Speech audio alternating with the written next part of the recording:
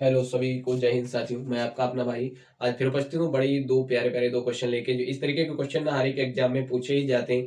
अभी अभी नहीं, आइए देख लेते हैं। और वीडियो अच्छा लगने के बाद वीडियो को लाइक और एक प्यार से कमेंट करके भी जरूर जाइएगा। अभी भी सब्सक्राइब नहीं किया तो आई थिंक आपको सब्सक्राइब कर लेना चाहिए यार। मेहनत कर रहा हूँ तो थोड़ा तो सपोर्ट बनाए रखिएगा ना। आपका भाई आपके हित में हमेशा खड़े रहेगा, बस आप लोग थोड़ा सपोर्ट बनाए रखिएगा। मैं आपके हित में हमेशा काम करता रहूंगा। क्या है क्वेश्चन, आइए देख लेते हैं कि एक घड़ी को 115 रुपए में बेचने पर 30 रुपए का लाभ होता है। भैया एक घड़ी है जिसको भैया 115 रुपए में बेचा गया, तो उसमें लाभ जो हो रहा है वो कितने 30 रुपए का लाभ हो रहा है। तो घड़ी का क्रय मूल्य क्या होगा, यानी कॉस्ट प्राइस क्या होगा। यानी एक घड़ी है भैया, एक घड़ी है जिसको एक सेलमैन है भैया 150 रुपए में बेच देता है। 150 रुपए में जब बेच रहा है तो उस पे 30 रुपए का लाभ हो रहा है। साफ साफ बता रहा है क्वेश्चन कि यानी ये घड़ी है उसको 150 रुपए में बेचा गया, तो भैया उसका जो लाभ मतलब लाभ है वो 30 रुपए का हो रहा है। तो उसका कॉस्ट प्राइस यानी क्रय मूल्य यानी कितने में वो घड़ी खरीदी गई वो आपको पता करना है। इस तरीके के क्वेश्चन को हल करने में टाइम तो बिल्कुल नहीं लगता है, लेकिन कहीं ना कहीं बच्चों को भ्रमित कर देते हैं। एग्जाम का अभाव, टाइम का अभाव रहता है तो बच्चे कहीं ना कहीं करने में कंफ्यूज हो जाते हैं। लेकिन आज के बाद ये वीडियो अगर 2-3 बार आप देखोगे तो आई थिंक आपको कंफ्यूजन नहीं होगा,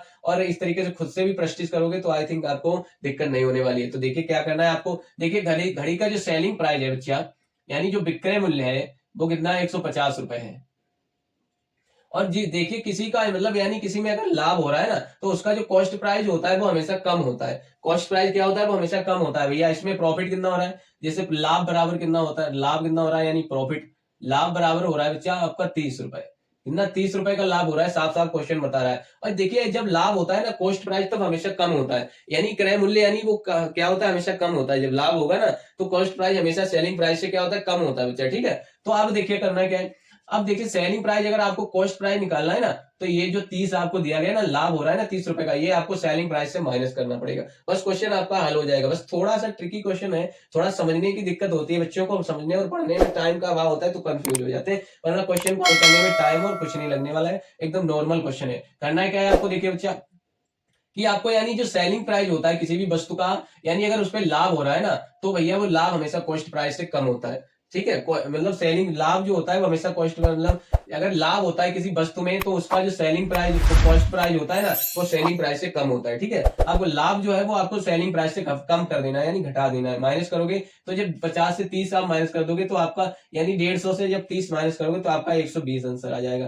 कितना आपका कॉस्ट प्राइस जो होगा वो बच्चा कितना होगा, यानी सीपी बराबर हमारा कितना होगा, 120 रुपए। ये हो जाएगा हमारा correct answer. Option number A जो है ये हमारा बिल्कुल करेक्ट आंसर है, यानी 120 रुपए उस वस्तु का, यानी घड़ी का जो कॉस्ट प्राइस यानी क्रय मूल्य था वो कितना था, 120 रुपए था बच्चा। ये हो जाएगा हमारा करेक्ट आंसर। दूसरा क्वेश्चन हमें क्या दिया गया, देखिए ये बड़े ध्यानपूर्वक इस क्वेश्चन को हल करेंगे। अगर अभी भी आपने सब्सक्राइब नहीं किया, सब्सक्राइब और लाइक नहीं किया तो आई थिंक आपको लाइक और सब्सक्राइब कर लेना चाहिए। और अगर फेसबुक पेज के माध्यम से देख रहे हो तो फॉलो जरूर कर लीजिएगा। और वीडियो अच्छा लगे तो लाइक और कमेंट करके जरूर जाएगा, और जितना हो सके अपने दोस्तों के साथ शेयर भी जरूर करिएगा। अब क्या करना है बच्चा, देखिए इस तरीके क्वेश्चन को हल करने में बस वही टाइम का अभाव होता है तो बच्चे कंफ्यूज होते हैं। लेकिन पहले से प्रैक्टिस करके जाओगे तो आई थिंक आपको दिक्कत नहीं होने वाली है। देखिए इसमें क्वेश्चन क्या बोला है, एक शर्ट को एक शर्ट है भैया जिसको 210 रुपए में बेचने पर 15 रुपए की हानि होती है। एक शर्ट है भैया उसको 210 रुपए में बेचा गया है, सेलमैन उसको 210 रुपए में बेच रहा है तो उसपे हानि हो रही है 15 रुपए की भैया। तो उसका जो शर्ट का जो क्रय मूल्य है वो क्या होगा। देखिए हमेशा जब मतलब हानि हो किसी भी वस्तु को बेचने में, हानि हो बच्चा, यानी तो उसका जो सेलिंग प्राइस कॉस्ट प्राइस होता है ना वो सेलिंग प्राइस से ज्यादा होता है। क्या होता है, ज्यादा होता है। तो हमें करना क्या बच्चा, सेलिंग प्राइस कितना दिया गया हमें इसका, तो सेलिंग प्राइस हमें बता रहा है कि भैया सेलिंग प्राइस बराबर 210 रुपए। हानि यानी लॉस कितने का हो रहा है, तो यहाँ लॉस बराबर कितने का हो रहा है बच्चा, तो लॉस हो रहा है हमारा 15 रुपए का। कितना हो रहा है, 15 रुपए का लॉस हो रहा है। आप देखिए मैंने जैसे कि पहले बताया किसी भी वस्तु का जब जब किसी वस्तु में बेचने में हानि होती है, यानी सेल करने में जब हानि होती है तो उसका जो कॉस्ट प्राइस होता है वो सेलिंग प्राइस से ज्यादा होता है, यानी जो उसका जो विक्रय मूल्य होता है वो विक्रय मूल्य से ज्यादा होता है। ठीक है, अब करना क्या है, जब हमारा विक्रय मूल्य से क्रय मूल्य ज्यादा है तो हानि कितने रुपए की हो रही है, 15 रुपए की हो रही है। तो हम क्या करेंगे बच्चा, सेलिंग प्राइस में जो लॉस हो रहा है ना, यानी जो हमें हानि हो रही है इसको प्लस कर देंगे, जोड़ देंगे। ठीक है, तो जो हम 210 में 15 और जोड़ देंगे, यानी 210 रुपए में 15 रुपए और जोड़ देंगे बच्चा, तो हमारा 225 हो जाएगा। कितना हो जाएगा, 225 हो जाएगा। और ये उस वस्तु का मतलब यानी शर्ट का क्या हो जाएगा, सीपी बराबर हमारा कितना हो जाएगा बच्चे, यानी कॉस्ट प्राइस बराबर हमारा बच्चा हो जाएगा 225 रुपए। यानी जो मतलब उस शर्ट का जो कॉस्ट प्राइस यानी क्रय मूल्य था बच्चा वो 225 रुपए था। कितना था, 225 रुपए था।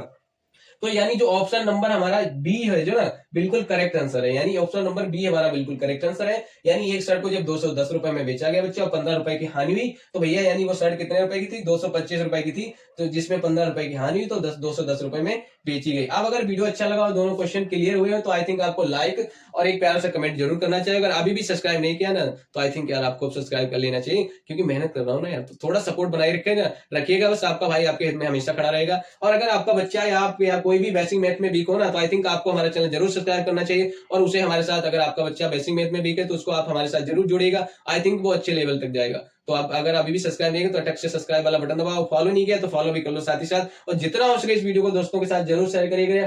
कर लिया है ना फॉलो, शेयर भी कर दिया है, लाइक भी कर दिया है, तो कमेंट भी कर दो साथ ही साथ। आइए मिलते हैं अब नई वीडियो के साथ, तब तक के लिए नमस्कार।